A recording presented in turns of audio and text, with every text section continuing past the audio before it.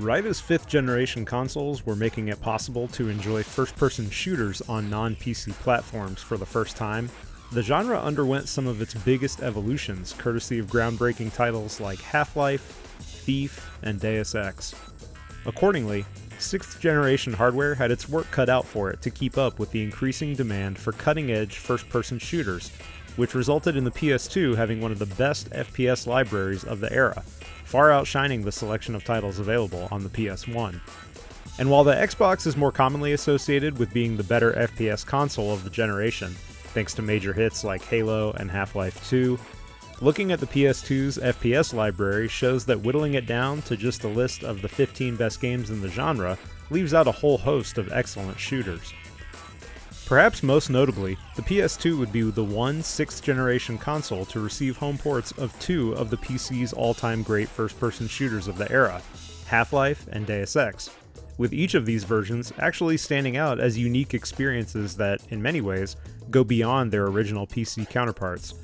And while the Xbox would be the de facto home console of the 6th generation for competitive online gaming, thanks to the Xbox Live service and the absolute juggernaut that was Halo 2, the PS2's FPS library is a veritable who's who of iconic and memorable first-person shooter single-player campaigns. And lest we forget, one game in particular would establish the revolutionary control scheme that finally figured out how to mimic mouse and keyboard functionality on a home console. So with that out of the way, here are our picks for 15 of the best first-person shooters on the PS2. While today we might have tense, tactical shooters that put you in the shoes of law enforcement like Ready or Not, that particular variety of FPS was practically in its infancy during the 6th generation, unless of course you happen to count the Rainbow Six games. Surprisingly, one of Rocksteady's first projects, yes, the very same Rocksteady who would redefine the modern superhero game just a couple years later with Batman Arkham Asylum, is the excellent and oft overlooked Urban Chaos Riot Response. This 2006 FPS puts you in the shoes of an operative in the titular Riot Response Agency, as violent gangs begin to cause, what else, chaos in a nondescript urban metropolis. The shooting is all well and good, but it's the interesting gameplay mechanics like escorting firefighters and EMTs or dissolving hostage situations that helps make Urban Chaos' single-player campaign memorable. The PS2 version doesn't include the multiplayer mode that the Xbox release would, but its take on a sort of reverse Grand Theft Auto featuring some solid gunplay and thrilling set-piece moments makes it worthy of inclusion as one of the PS2's best first-person shooters. Among the first-person shooters released for all three 6th generation consoles, the PS2 versions of these titles would typically land near the middle or bottom in terms of their performance, which is unfortunately the case with Brothers in Arms Road to Hell 30, whose PS2 and GameCube versions are far outshined by the Xbox original. But Road to Hell 30 is such a great squad-based shooter, and such a great World War II-era military shooter, that even its somewhat lesser PS2 version is an essential in the console's library. PS2 owners had plenty of World War II FPS titles to choose from the realistic yet arcadey Medal of Honor games to the outlandish Return to Castle Wolfenstein, but none of them opted for the same degree of realism and emphasis on teamwork and squad management that Brothers in Arms Road to Hell 30 provides. Plus, if you ever wanted a video game adaptation of the excellent Band of Brothers television series, Road to Hell 30 is about as close as you can get without outright using the license. High Moon is perhaps best known now for being one of Activision's go-to studios to assist in the development of the Call of Duty franchise, but their original first-person shooter is the excellent PS2 classic Darkwatch. This supernatural Wild West FPS is an absolute blast that mixes some satisfying arcade-style shooting with a selection of interesting abilities and weaponry stemming from the main character's place as a vampire. This ultimately has an impact on how the player is perceived by other characters in the game's world, making Darkwatch one of the few shooters of the era to have a full-blown morality system. And it also has the shooting mechanics to back up its more ambitious and experimental elements. It's just a shame that the planned sequel got cancelled. Call of Duty 2 Big Red One is a pivotal game in the franchise's history, acting both as future series stewards Treyarch's first game in the franchise and as the first Call of Duty game on 6th generation consoles, somewhat making up for the fact that the previous generation had been left out from getting the mainline Call of Duty port, an honor that went to the Xbox 360 as the first 7th-gen console.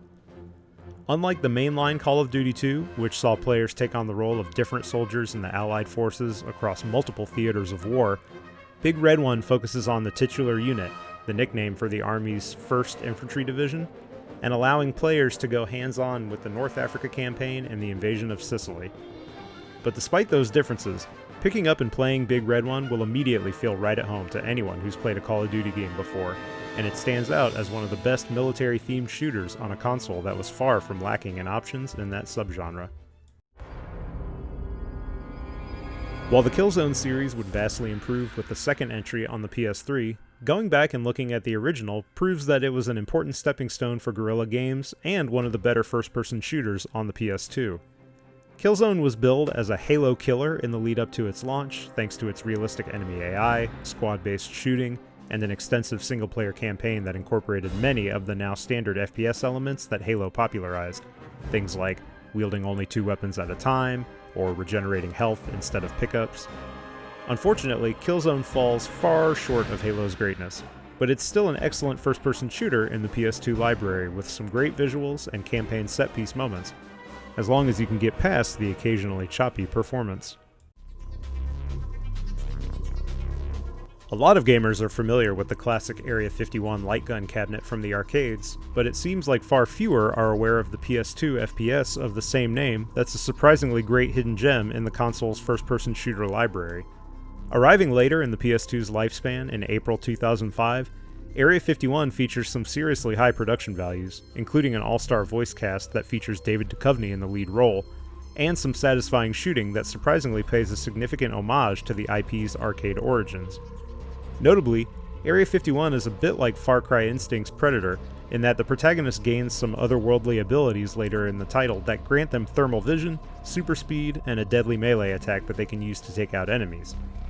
Area 51's greatness should come as no surprise either, once you learn that Midway Studios Austin was made up of several former members of the Turok team at Iguana Entertainment.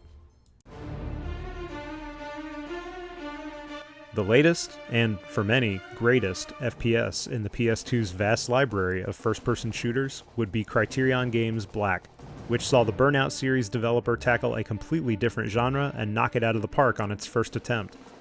While the actual gameplay of Black is fairly standard as far as first-person shooters go, the game's top-notch presentation and attention to detail are what elevate it beyond just being another run-of-the-mill FPS. Animations, especially reload animations, are incredibly detailed and realistic, the feel of each weapon is distinct and appropriately weighty, and there's a strong case for Black having some of the absolute best sound design of any shooter of the 6th generation. There's no multiplayer in Black, but with a single-player campaign as good as it has, you honestly don't miss it. Even though it doesn't quite reach the same heights as its predecessor in terms of both its importance and its atmosphere, Red Faction 2 is nonetheless a phenomenal first-person shooter in the PS2 library that ranks among the console's best. This sequel notably switches up the game's setting from Mars to Earth, and along with that change in scenery is a definitive shift toward more action-oriented gameplay. The first Red Faction blended exploration and destructible environments with its rock-solid shooting mechanics, but Red Faction 2 goes all in on frantic, almost arcade-style FPS gameplay. It loses some of the unique aspects that made its predecessor so special in the process, but it's still a fast and action-packed FPS that also features one of the console's best local multiplayer modes. The TimeSplitters series is as close as we ever got to a legitimate sequel to GoldenEye, thanks to Free Radical Design being comprised of several former Rare employees who worked on that game, and the final entry in the series sees them go out with a bang. There's an argument for TimeSplitters 2 being the best entry in the series, evidenced even further by the fact that we've gone so far as to rank it higher on this list, but TimeSplitters Future Perfect is hands down the best looking and best performing game in the short-lived franchise, significantly upping the ante in terms of its visuals and presentation. But I'd be remiss to not mention the best inclusion in TimeSplitters Future Perfect over previous entries, the ability to play through the game's story mode in co-op, which transforms what's already a top-tier single-player FPS campaign into one of the best PS2 games to play with a friend. The 007-themed FPS titles on the Nintendo 64 were the stuff of legend, particularly GoldenEye 007. So it should come as no surprise that there were multiple shooters in the James Bond IP for 6th generation consoles. While 007 Agent Under Fire was a great first attempt, and another of the better shooters on the PS2, my money is on 007 Nightfire as the best James Bond game post-GoldenEye. Far from just another FPS title featuring the world's most famous super spy, Nightfire breaks up its satisfyingly simple shooter levels with some surprisingly fun and very competent driving sections. The game is also one of the few James Bond titles to completely free itself from having to follow a prescribed plot from one of the existing films, and Eurocom once again does a great job coming up with fun objectives in each level that add to the sense of immersion. Warren Spector's work in the first-person shooter genre is the stuff of legend, practically single-handedly creating the immersive sim subgenre thanks to all-time greats like Thief, The Dark Age, and 2000's Deus Ex. The critical acclaim surrounding Deus Ex made a console port all but a guarantee, but converting what's essentially a first-person shooter RPG with keyboard and mouse controls to a home console would prove to be a challenge. Somehow, Ion Storm was able to do it, and the PS2 port of the original Deus Ex is actually a fairly unique version of the game that streamlines a lot of the original's HUD elements, controls, and even some aspects of gameplay to see it sit squarely between being a standard FPS and the groundbreaking immersive sim it was on the PC. Of course, squeezing Deus Ex down onto the PS2 meant that there were some necessary concessions to be made, most of which relate to the game's structure. Rather than allow players to explore these impressively large, interconnected levels, Deus Ex's main locations are each split up into separate stages, which are broken up by some fairly long load times. But when the game is in action, Deus Ex on the PS2 is still the great RPG FPS hybrid it was on the PC, complete with a surprising amount of freedom and agency in how you go about tackling objectives and getting to the bottom of the game's well-written mystery. Even more than Deus Ex, Valve's Half-Life is perhaps the most important first-person shooter post-Doom, and its PS2 port is the lone home console version players would get until Valve's release of the Orange Box years later. Interestingly, the PS2 port of Half-Life was handled by none other than Gearbox Software, and the studio did a commendable job bringing one of the all-time greatest PC shooters into players' living rooms. Like Deus Ex's PS2 port, the PS2 version of Half-Life has some key differences that definitively set it apart from the original. First, the PS2 version of Half-Life contains the excellent co-op side campaign Half-Life Decay, which is an essential part of the series lore and features some great combat and puzzle design. Second, the PS2 version of Half-Life is a good bit easier than the PC original, especially when you factor in how much Gearbox adjusted the auto-aim to make shooting more efficient and accurate. Console players missed out on getting Half-Life during the 5th generation when the title was new, but the PS2's Half-Life port more than makes up for it by being one of the best ways to play this classic FPS. Mixing real-world historical footage, thrilling set pieces pulled directly from the pages of history, and some rock-solid shooting mechanics that blend the accessibility and arcade action of the PS1 Medal of Honor games with a more modern, dual-analog control scheme, Medal of Honor Frontline might just be the greatest military shooter on the PS2. It also happens to be a very strong contender for the greatest game in the Medal of Honor series,